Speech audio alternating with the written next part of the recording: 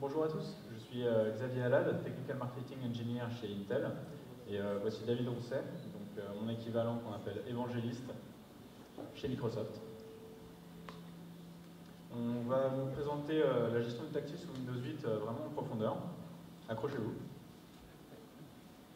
Pareil que Slim, 3 secondes. Plus le temps que mon chef prenne une photo. Merci Ava. Donc on va commencer par vous présenter le basique, donc les différents gestes sous Windows 8. Ça sera la partie de David, puis j'irai sur différentes considérations au niveau de l'user experience et de l'user interface. Et je vous présenterai en profondeur le fonctionnement global du tactile sous Windows 8.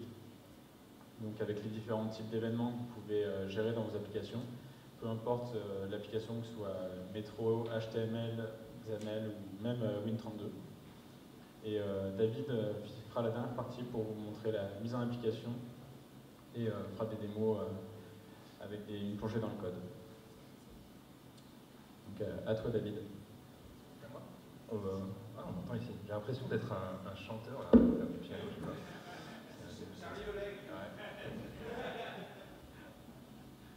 C'est incroyable. Un vieux rêve de gamin. Donc du coup j'ai décidé de changer. Je vais chanter ce soir. J'aurais voulu être un artiste. On me voit. Donc je vais commencer par le start screen. Donc j'ai la chance d'avoir un super device touch. Je pense que ceux qui m'ont déjà suivi, je les ai tous saoulés avec ça parce qu'il y a 10 heures d'autonomie et tout, c'est une tuerie.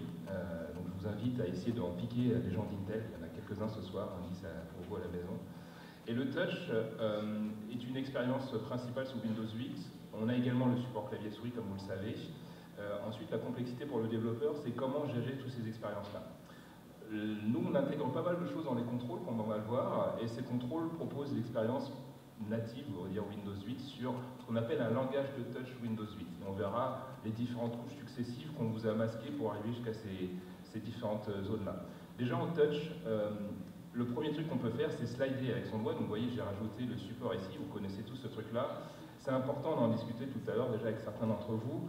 On a un support uniquement dans un sens dans les slides. C'est-à-dire que vous ne pouvez pas laisser l'utilisateur slider à la fois horizontalement et verticalement pour des raisons d'ergonomie. Donc ça, c'est une des premières gestures que vous allez pouvoir intégrer dans vos applications lorsque vous allez coder, avec aussi des notions, vous voyez l'inertie qui met en place ici, ça a l'air bête comme chou, quand je jette mon doigt, on a tous l'habitude d'avoir ce genre de gesture depuis les iPads, les iPhones, etc. Donc ça s'est démocratisé. Mais comment vous, si vous voulez vous le gérer à bas niveau, vous allez pouvoir le faire, donc on va le voir avec les exemples de code derrière. Donc première gesture qui est bête comme chou, qui est celle-ci. Il y en a une autre que vous connaissez peut-être également, qui est le semantic zoom, c'est-à-dire que lorsque je veux avoir une vue arrière, je fais ce geste-là. Rien ne vous empêche également soit de le recoder vous-même, imaginons que vous vouliez un code portable qui marche sur toutes les plateformes, ou alors de voir comment au niveau des contrôles et au niveau de notre logique, on peut le faire. Donc ça, c'est une deuxième gesture de base. Ce qu'on voit dans les gestures aussi, c'est qu'au niveau touch, si vous ne le savez pas, je vais vous le dire, il y a un pixel tout autour des écrans, quel qu'il soit, Windows 8, qui sont gérés pour avoir ce qu'on appelle les edge gestures. Donc les edge gestures, c'est celles qui viennent du côté. Donc si je pars de la droite vers l'intérieur comme ceci, je fais apparaître ce qu'on appelle la barre des charmes. Alors, on n'a jamais réussi à la traduire chez Microsoft. Au début, ça s'appelait talisman, et puis on a monté un mouvement contre les talismans à Microsoft France, donc je pense qu'on a réussi. Et du coup, on n'a pas de traduction officielle. Donc les charm bars, c'est celles-là, qui sont réservées au système. Ça veut dire que vous, en tant que développeur, vous ne pouvez pas récupérer cette gesture, que c'est réservé à l'ensemble de Windows 8. Et là-dedans, par contre, vous allez pouvoir faire des contrats de partage. C'est l'objet d'autres sessions si ça vous intéresse. L'autre gesture, si je pars de la gauche vers l'intérieur, ben, je vais pouvoir faire passer les différentes applications qui sont actuellement lancées. Et il y en a une autre qui est un peu plus flux, donc il faut vous approcher. Je fais gauche, droite, comme ça. Donc, je ne sais pas si vous avez bien compris, je fais tac, tac, et ça fait apparaître l'ensemble des applications comme le Task Manager avec les vignettes. Bon, moi je suis pas super fan de celle-là, mais sachez-le, si vous êtes un peu paumé pour la trouver sur une tablette, ça peut être pratique. Donc voilà un premier exemple de gesture. Alors il y en a d'autres qui sont disponibles. Je vais vous la montrer dans une application en fait, qui est toute faite pour ça. Donc le swipe, vous le connaissez. Ensuite, lorsque vous êtes dans votre propre application au niveau touch, vous allez devoir à faire apparaître des contrôles. Donc, vous savez, dans le design de Windows, qu'on appelait avant Metro, on a changé, maintenant ça s'appelle le langage de design Microsoft, donc désolé, c'est comme ça.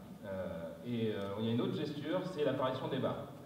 Donc si je le fais de cette manière-là, en partant cette fois-ci soit du bord supérieur haut ou bas, vous allez pouvoir vous afficher des contrôles qui seront les contrôles de votre application. En fait, dans le nouveau design de ces applications plein écran ex-Metro, on essaye de masquer au maximum finalement les contrôles pour avoir une expérience plein écran. Et en fait, la gesture qui va faire apparaître ces contrôles, c'est celle-ci. Donc celle-là, je vous l'ai déjà montré, celle qui permet de swiper gauche-droite. Ensuite, ça, Xavier vous en parlera. Il est important de revoir en termes d'ergonomie la taille des contrôles. Et donc on voit en fait ce que nous on considère être le minimum possible pour toucher. Là j'arrive à toucher des carrés parce que j'ai un doigt de fée qui est entraîné. Mais il faut penser quand même globalement dans son design, et en plus en supportant les différentes résolutions, notre design adaptatif, d'avoir des zones prévues pour le touch, pour que notre gros doigt puisse les toucher. Typiquement, le bureau de Windows 7 classique, vous savez tous qu'il est super galère au touch parce qu'il n'a pas été prévu pour ces zones-là. Donc ne faites pas la même erreur quand vous faites des applications Windows 8. Pensez au fait que pas mal de gens vont l'utiliser en touch. Ensuite, il y a d'autres trucs peut-être que vous savez moins. Dans le langage, pareil, dans la façon dont on a conçu Windows 8, on essaye de faire apparaître des informations contextuelles. Donc soit vous laissez appuyer sur votre doigt sur le bouton, et normalement vous avez, je ne sais pas si on le voit bien, Change the Button Text Color, on le voit.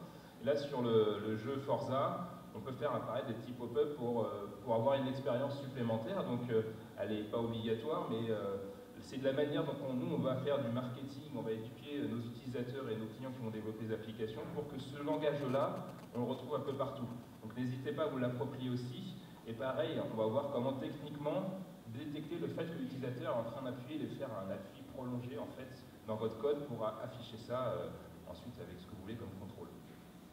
Alors ça c'est important dans le select. J'ai eu quelques exemples d'applications HTML5 en fait de personnes qui me disaient bon, moi les contrôles WinJS, donc pour ceux qui ne savent pas, le WinJS c'est la librairie JavaScript qu'on fournit pour faire des applications Windows 8. Vous n'êtes pas obligé de l'utiliser. Si jamais vous voulez avoir du HTML5 standard, vous les partagez dans tous vos codes. Par contre, l'avantage d'utiliser WinJS, là comme on voit c'est une list view, c'est que vous allez avoir le support natif de ce genre de choses. La façon de sélectionner des éléments, soit on le fait à la souris, en fait, en faisant bouton droit avec la souris, mais au touch, c'est prendre un élément et le faire glisser légèrement vers le bas et les sélectionner. Donc je peux en sélectionner plusieurs comme ça en multitouch si je le veux, donc c'est assez sympa. J'ai des clients qui avaient essayé finalement de faire leur propre code JavaScript pour détecter ces gestures. C'est une vraie galère en fait. On a quand même pas mal bossé chez Microsoft pour faire cette librairie WinJS. Donc ne sous-estimez pas l'éventuelle complexité de supporter ces gestures. Et à nouveau, on en parlera avec Xavier, il y a des contrôles qui sont déjà prévus pour ça. Mais si jamais vous voulez refaire vous-même vos contrôles pour différentes raisons, sachez que nous, la gesture qui est considérée dans Windows 8 pour la sélection, c'est celle-là. Bon, ensuite, là, il n'y a rien de très particulier pour faire du zoom. Je pense que tout le monde la connaît depuis des années, celle-là, hein, depuis la cartographie Google Maps, Maps, etc. Donc, c'est la plus simple, on va passer. Alors, ça devient un peu plus sympa, là, en fait, sur le multitouch, et on verra dans le code comment c'est géré. Si jamais je veux uniquement qu'un élément puisse tourner, ça peut être le cas ici, sans qu'il y ait de rotation, on va voir comment le gérer par le code, parce que potentiellement, je veux, même si je glisse mes doigts ici, de ne pas faire bouger mon élément, et inversement ici, je veux pouvoir être capable de faire une rotation et une translation de mon élément. Vous allez voir qu'on a des objets de haut niveau qui sont accessibles dans les applications Windows 8 pour vous aider ce genre de truc. Et pour finir, vous avez le pitch semantic zoom qui est ici pour revenir en arrière sur tout ça. Donc voilà l'ensemble des gestures en fait, du langage Windows 8 que nous on a conçu pour nos propres applications. Donc on va le retrouver dans pas mal d'applications. Si je prends par exemple, comme il est un peu tard, je vais vous donner bien faim. Je vais lancer Marmiton. Si j'ai du réseau, je ne sais pas si j'ai du réseau. J'ai du réseau. Donc j'ai pas d'image. Donc du coup je ne vous donne pas faim. C'est un fail. Le réseau peut-être pas rapide. Je vais en prendre une qui n'a pas besoin du réseau. Larousse. Ça donne moins faim, tout de suite. Hein. On a ce fameux slide qui est présent horizontal. Donc ça, finalement, c'est assez simple à mettre en place au niveau des gestures. Ensuite, on a la possibilité ici de slider ici. Vous voyez qu'on a qu'une partie des éléments qui sont affichés. Bah, si vous voulez refaire la même chose au niveau de vos propres contrôles, il faut définir les zones qui sont sensibles au touch. Ça a l'air bête ici, mais quand je mets mon doigt là-haut, je ne veux pas que l'ensemble de la fenêtre bouge, quoi.